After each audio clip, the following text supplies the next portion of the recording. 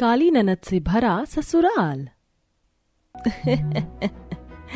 अरे भाई साहब, अब तो लड़का लड़की ने भी एक दूसरे को पसंद कर लिया है, तो लगे हाथ शगुन देकर रोका कर लेते हैं।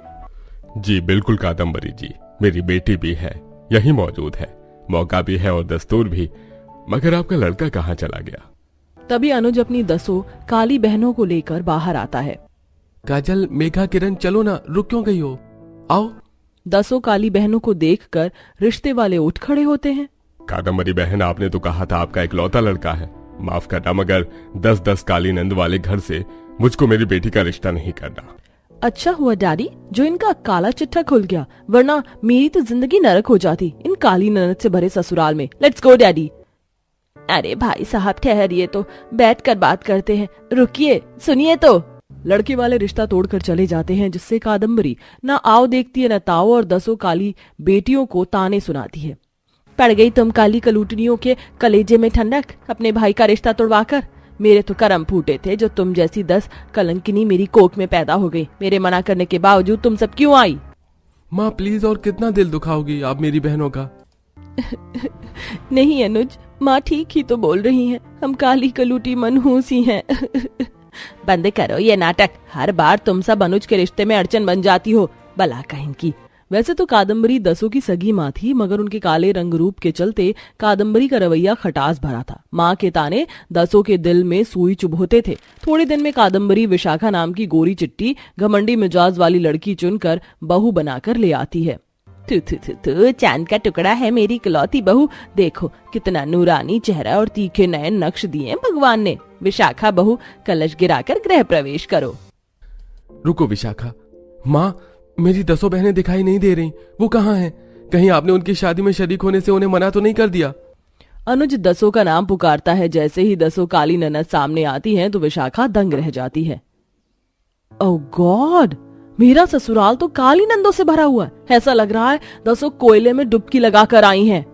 विशाखा, ये 10 केवल मेरी बहनें नहीं बल्कि मेरी जिगर का हिस्सा है। माँ ने इन्हें कभी माँ का प्यार नहीं दिया, मगर तुमसे मुझे उम्मीद है।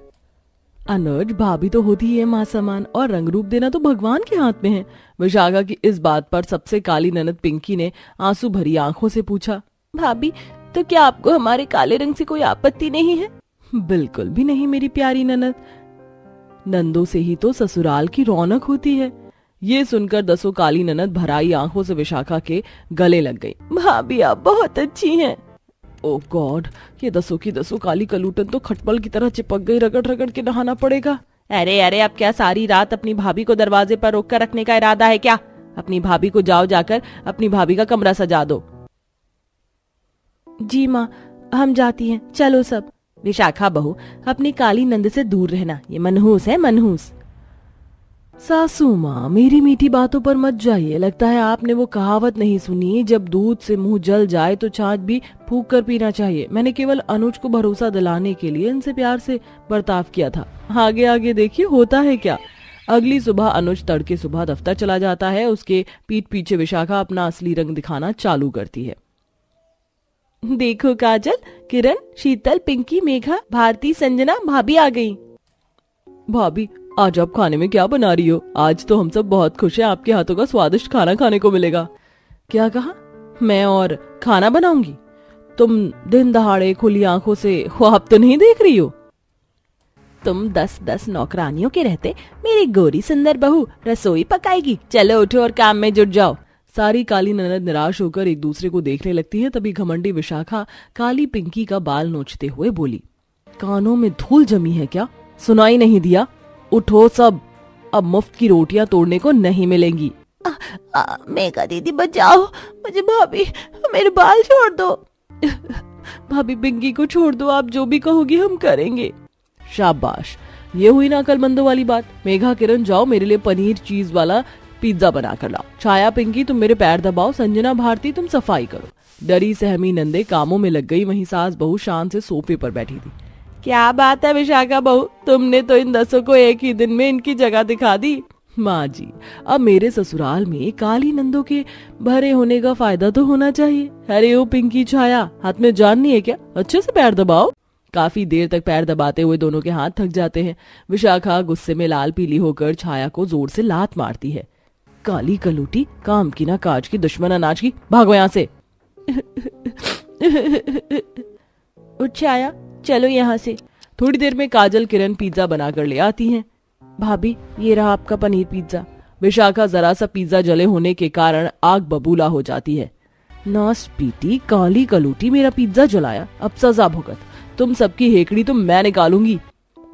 भाभी मेरा हाथ छोड़ दीजिए, मुझे दर्द हो रहा है। लेकिन तुझे दर्द में तड़पता देखकर मुझे बड़ा मजा आ रहा है। इसी तरह गोरी घमंडी विशाखा अपनी काली नंदों पर खूब अत्याचार करती है और उन्हें काले होने के चलते ताने कसती है और खुद महंगे पार्लर जाकर पैसे खर्च करती। गुजरते पलों के साथ विशाखा प्रेग्नेंट हो जाती है। अरे बहू, ये खुशखबरी देकर तो तूने मुझे सोने की सीढ़ियां चढ़ा दी। मैं तो अपने गोरे गोरे सुंदर पोता पोती की बाहों में खिलाने के लिए बेकरार हूँ। मेरे मन में तो लड्डू फूट रहे हैं।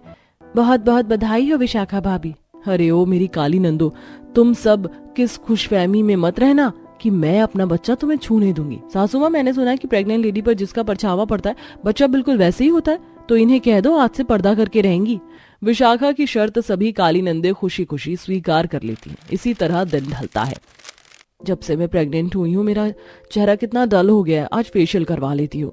विशाखा छाया भारती को कमरे में बुलाकर ऑर्डर झाड़ती है।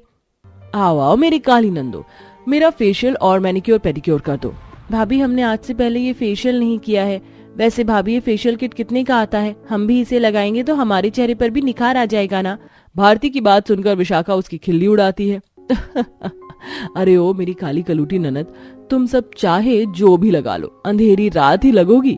अब चलो भागो यहाँ से, मैं खुद कर लूंगी फेशियल। विशाखा ज्यादा ग्लो पाने के लालच में फेशियल किट में जरूरत से ज्यादा सैफरन मिलाकर अपने चेहरे पर अप्लाई करती है, जिससे उसके चेहरे पर जलन होने लगती है। उफ, ये मेरे फेस पर इतनी इचिंग क्यों हो रही है? छाया, संजना, किरण, काजल, अरे ओ मेरी काली ननद कहाँ मर गई? फेशियल धोना पड़ेगा वरना कहीं मेरा खूबसूरत चेहरा ना जल जाए। विशाखा हड़बड़ाकर बाथरूम में आती है और पानी पर फिसलकर गिर जाती है। मेरा बच्चा, मेरा बच्चा! ये तो भाभी की आवाज थी। भाभी ठीक तो है? दसों नंदे दौड़कर कमरे में आती हैं और विशाखा को अस्पताल में ले आती हैं। खुशियों भरे घर में मातम का माहौल छा जाता है। डॉक्टर साहब, मेरी पत्नी और मेरा बच्चा ठीक तो है? आई एम सॉरी अनुज जी, मगर आपकी पत्नी पेट के बल गिरी है, इसलिए आपका बच्चा नहीं बच पाया। और दुख की बात यह है कि इन फ्यूचर आपकी पत्नी कभी मां नहीं बन पाएगी। नहीं नहीं नहीं नहीं नहीं, ऐसा नहीं हो सकता। मेरा बच्चा मुझे लाकर दे दो अनुज। अपना बच्चा खोने के बाद विशाखा सदमे में चली जाती है। वह पूरे वक्त कमरे में बंद रहती, ना कुछ खाती, ना पीती, ना मुस्कुराती। ऐसे में उसकी दसों काली ननद उसका खास ख्याल रखती थी। उसे दवाई खिलाती, गोद में सुलाती, बाल बनाती। भाभी, गर्मा गर्म खाना हाजिर है, चलिए मुंह खोलिए और खा लीजिए। मुझे नहीं खाना मेघा। भाभी खा लीजिए थोड़ा सा हमारी खातिर। मेघा अपनी इकलौती भाभी को अपने हाथों से निवाले खिलाती है, जिससे विशाखा की आंखों से झरझर आंसू बहने लगते हैं, जिसमें पश्चाताप था। मुझे माफ कर दो मेघा। मैंने तुम सबको हमेशा काले रंग का दाना दिया, मगर आज तुम सबने मुझे संभाल लिया। भाभी, आपको पता है भाभी को माँ समान क्यों कहा गया? क्योंकि दुनिया में माँ के बाद भाभी का दर्जा दूसरी माँ का होता है। इस नाते हम दसों भी आपकी संतान हुई ना। देखना भगवान आपको बहुत जल्द आपकी सोनी गोद भर देंगे। पिंकी की बातों ने विशाखा के टूटे मन को जीने की उम्मीद से भर दिया। आखिरकार विशाखा अपनी काली नंद से भरे ससुराल को दिल से अपना लेती है। समय के साथ कादम्बरी का बर्ताव भी बदल जाता है। विशाखा अपनी दसों ननद को खुद से नए रूप में बदलती